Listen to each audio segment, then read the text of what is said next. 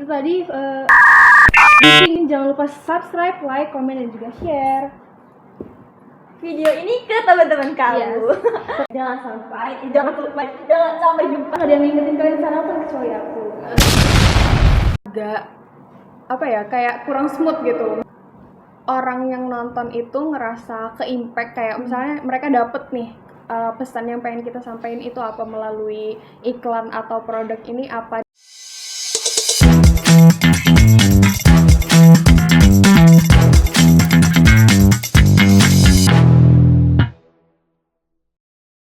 Hai creators, selamat datang di Bising, bincang santai di kreatif.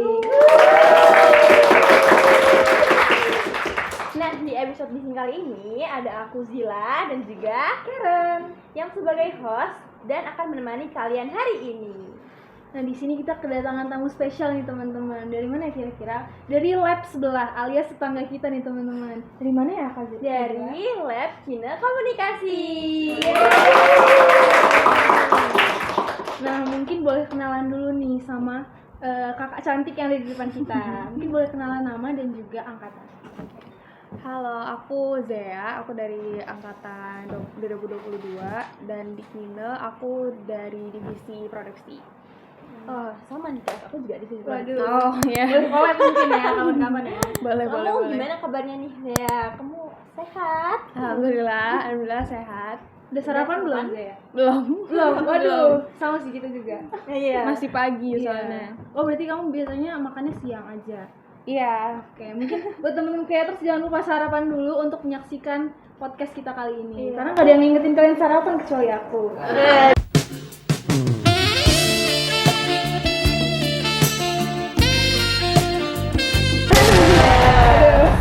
Bisa aja dah.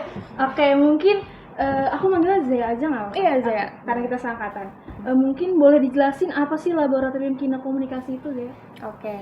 Kalau laboratorium kan Kina itu sebenarnya kita terbagi jadi dua. Sebelumnya itu Kina itu sebagai komunitas yang bergerak di bidang film.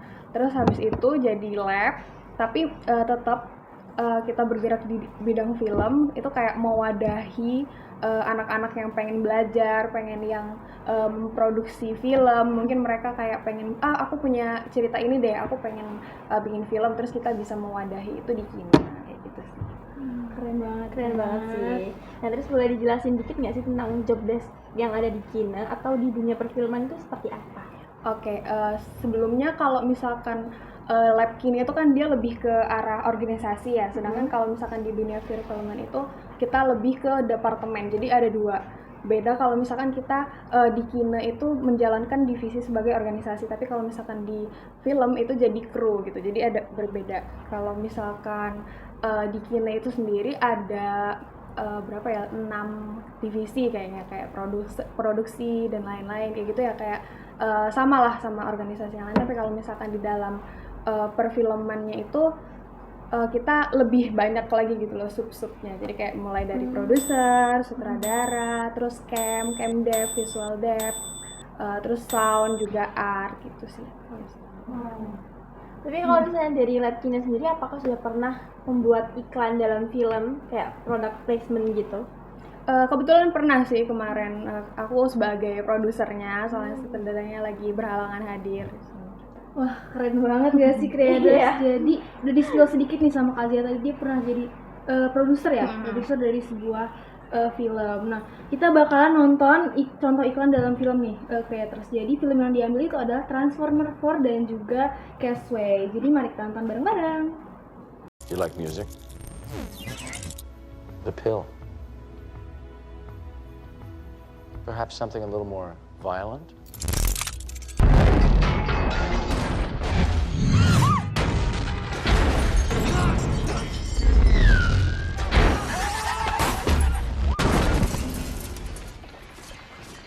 That was insane! Tess, you okay?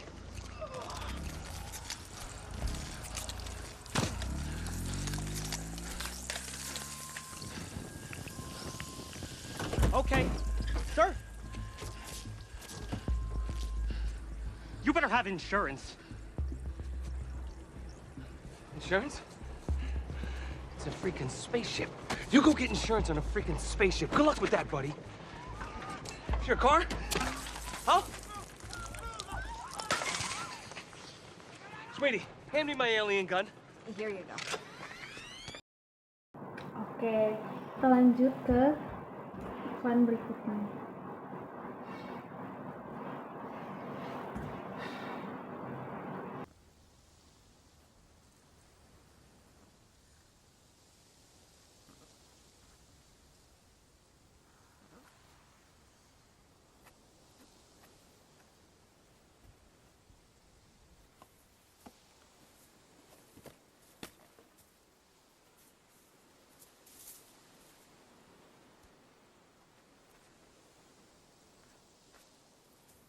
Oke, mungkin itu tadi yang bisa kita tampilkan. Sebelumnya aku mau nanya nih ke Kak Zia, udah pernah nonton cuplikan iklan dalam film tadi belum sih?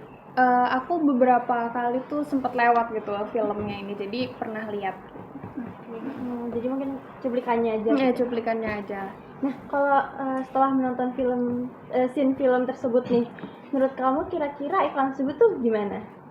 Kalau misalkan aku lihat dia tuh pengemasannya beda kan sih, kayak antara dua film ini. Yang satu tuh dia benar-benar memasukkan brandnya itu menjadi ceritanya. Yang satu tadi kan kayak benar-benar jadi main karakternya salah satu, jadi kayak pemeran utama yang penting lah di dalam film itu. Sedangkan yang satu lagi itu cuma kayak lewat aja. Dan menurutku sebenarnya yang pertama tadi yang di Transformers tadi tuh agak apa ya, kayak kurang smooth gitu masuknya. Jadi kayak benar-benar kelihatan kalau misalkan dia itu lagi mengiklankan produk gitu ya. Dan kayak nggak kelihatan apa ya, kayak nggak memperlihatkan apa sih yang bagusnya dari produk ini. Itu sih yang kurang. Kalau misalkan yang di Castaway tadi tuh bagusnya dia kayak benar-benar ngasih karakter ke dalam produknya itu. Gitu sih kalau menurutku. Oke, jadi ada hubungannya nggak sih Kak sama hard selling dan juga soft sellingnya itu? Iya benar. Kalau misalkan nonton film biasanya kan kita berusahanya itu biar kayak soalnya kan biasanya kalau misalkan orang itu nonton film karena mereka pengen nikmatin ceritanya ya, nggak pengen lihat iklan gitu. Jadi bagaimana caranya kita nggak biar mereka tuh nggak kerasa kepapar iklannya langsung, tapi dapet lah itu produknya apa gitu. Oke. Kira-kira nih Zea, ada nggak sih perbedaan iklan dalam film sama iklan biasa gitu? Kalau misalkan dari yang aku lihat mungkin beberapa ada yang, tapi soalnya sekarang iklan-iklan udah pada bagus-bagus kan ya, udah mulai ininya, apalagi iklan dari yang bank-bank biasanya itu mereka udah mulai fokus kepada ceritanya. Tapi biasanya kalau misalkan yang aku lihat besarnya itu perbedaannya di pengembangan ceritanya gitu. Kayak misalkan kalau iklan biasa itu mereka cenderung to the point gitu, kayak ini produknya apa gitu. Tapi kalau misalkan di perfilman itu sendiri, ini produknya terus kayak karakternya apa, terus nilainya apa, dan dari situ apa yang kita bisa kembangin untuk dimasukkan ke cerita kayak gitu. Jadi kalau misalnya di film itu lebih soft selling gitu kan ya, nggak langsung kayak ini loh ada iklan ada produk kayak gitu. Iya, benar-benar. Oke. Nah, setelah kita dan teman-teman tahu tentang informasi mengenai iklan dalam film, sekarang aku mau nanya nih ke Kak Zea, gimana sih proses pengembangan ide dalam memasukkan iklan ke dalam film? Ya, sepengalaman Zea aja nih. Oke, ini dari yang kemarin aku bisa ceritain. Jadi kita kemarin itu sempet dapet pengen bikin film tentang produk santan kara. Nah itu tuh dia tuh pengen menonjolkan nilai keluarga gitu. Nah jadi kita gimana caranya buat kayak memasukkan nilai itu ke dalam film, dari itu apa sih yang bisa kita bikin ceritanya gitu. Nah terus Destio itu sutradara dari filmnya itu pengen kayak menunjukkan itu dengan cara hubungan antara ibu dan anak gitu. Nah kayak itu yang dia bikin dari situ. Kalau menurutku dari pengembangan itu kayak fokusnya kepada produknya itu apa sih yang pengen ditonjolin gitu. Kayak misalkan kan produk itu beda-beda gitu. Mereka misalkan produk ini tapi yang ditonjolin ini gitu. Terus nilai value-nya itu beda-beda. Jadi kayak dari situ baru kita kembangin dan kayak bisanya dimasukin jadi cerita apa nih kayak gitu sih kalau misalkan di dalam film, terus baru kita visualisasikan kayak gitu. Oke, menarik banget gak sih? Kayaknya aku abis ini mau nonton deh itu. Boleh. Oke, masih ngomongin soal product placement nih Zea. Aku mau nanya dong, product placement gimana cara kita tahu product placement kita ini udah berhasil, udah apa ya? Udah bagus apa belum, itu data dari mananya sih Zea? Kalau maksudnya film atau produk placement iklannya kita itu udah bagus atau belum gitu. Kalau menurutku kayak orang yang nonton itu ngerasa ke-impact, kayak misalnya mereka dapet nih pesan yang pengen kita sampaikan itu apa melalui iklan atau produk ini apa, dan sampai mereka punya dorongan untuk kayak cari tahu lah seenggaknya itu produk apa sih kayak gitu sih kalau misalkan menurutku. Jadi setidaknya kayak mungkin lebih aware gitu ya, kayak bener-bener ada loh produk ini tuh eksis loh kayak gitu. Oke, terus sebenarnya ada nggak sih kayak kesalahan umum yang harus dihindari dalam produksi film yang ada product placement-nya itu? Kesalahan umum mungkin yang lebih bisa diperhatikan atau hati-hati ya. Kan kalau misalnya kita bikin film atau ngiklanin suatu produk, itu kayak jangan sampai kecolongan produk yang lain. Kayak misalkan ada barang-barang yang kita nggak bisa ngehindarin untuk pakai sehari-hari. Nah, itu tuh harus benar-benar diperhatiin. Yang kemarin tuh soalnya aku beberapa kali kayak memperhatikan detail-detail. Itu tuh jangan sampai kelihatan brandnya kelihatan, soalnya kita lagi ngiklanin. Terus habis itu kalau misalkan di dalam film sendiri kita sebisa mungkin kayak nggak benar-benar memperlihatkan harus masuknya itu smooth gitu, kayak benar-benar ini tuh bagian dari ceritanya, emang kita sengaja bikin kayak gitu, bukan yang kayak kita ada cerita terus ini kayaknya bisa dimasukin sini deh, nah kayak gitu jadi kayak nggak nyambung gitu kan. Kayak gitu sih kalau misalnya dari aku. Oke, kalau dari Zia sendiri ada nggak sih saran buat teman-teman yang mau belajar buat iklan dalam film? Tips and triknya. Mungkin ini sih, kalau misalkan dari pengalamanku kemarin, kita kan juga sempat brainstorming gitu sama sutradaranya. Dia sempat tanya-tanya juga, menurutmu ini enaknya dibikin kayak gimana ya, kayak gitu. Jadi dari yang aku dapet sih kayak jangan ambil bagian teratasnya itu. Kayak misalkan produk ini apa, terus nilainya apa, terus dibedah lagi, kayak didalemin lagi gitu loh. Ini tuh bisa gambarnya ke sini, terus baru kita bikin ceritanya gini. Jadi kayak nggak langsung dari produknya langsung dibikin cerita tuh enggak, tapi ada makna-maknanya sendiri. Itu sih yang bikin kayak iklan itu menurutku lebih ngena kepada penontonnya gitu. Oke, tetap keren banget ya. Luar biasa memang. Iya.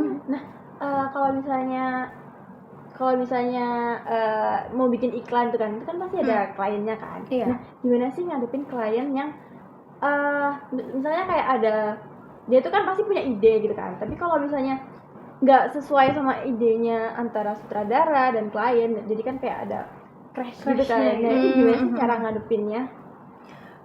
Kalau misalkan kayak gitu harusnya kita ada persetujuan dulu sih antara kru sama yang produksinya tuh sama kliennya ya. Kayak kita kayak pengen bikinnya tuh kayak gimana sih, dan itu pasti kita bakalan melalui beberapa rapat gitu. Kayak kita bakalan, ini loh kita ceritanya kayak gini, menurut kamu gimana gitu, apakah sudah sesuai atau udah ada yang perlu ditambahin atau kayak gimana. Tapi kalau misalkan dia minta sesuatu hal yang kayaknya nggak mungkin kita iniin ya gitu, misalnya kita bakalan ngasih ini aja sih pengertian, kalau misalkan dibikin kayak gitu jadinya jelek loh, apakah kamu tetap mau menerima hasilnya kalau misalnya kayak gitu. Tapi pasti kita bakalan omongin lagi dan kita kasih alternatif yang menurut kita lebih memungkinkan kalau misalnya dari kayak gitu sih. Jadi yang penting diskusi dulu ya Benar sama kliennya, kayak ini loh yang menurut kita bagus, sama yang menurut kita nggak, juga dikasih alternatifnya biar nggak biar kliennya nggak kayak mikir-mikir sendiri juga nggak sih, kayak gimana yang bagus, jadi kita bantu gitu. Iya, benar. Oke. Nah, oke guys, itu tadi insight-insight baru yang kita dapatkan luar biasa ya, kita jadi tahu Iya. bagaimana tentang iklan dalam film, product placement, dan juga film sebagai media iklan. Ya, terima kasih banyak ya buat Zea yang sudah meluangkan waktunya untuk memberitahu tentang kita tentang informasi yang super duper keren banget Ya, ini. luar biasa. Kita jadi apa ya, banyak insight-insight baru yang tadi kita nggak tahu jadi tahu nih. Iya, kayak tentang product placement, kayak ternyata kita harus kalau misalnya mau bikin iklan dalam film, kita tuh harus yang soft selling biar orang-orang tuh nggak sadar gitu loh sebenarnya kayak oh ini tuh iklan Iya, gitu. benar. Dan kita juga tadi tahu ya cara apa ya menghadapi klien yang maunya ini padahal bagusnya tuh ini. Iya. Gitu. Oke, creators, itu tadi briefing episode 4 kali ini. Mungkin jangan lupa subscribe, like, komen, dan juga share. Video ini ke teman-teman kamu. Yes. Ke keluarga, ke HTS-an kamu, ke semua-muanya deh pokoknya. Semuanya.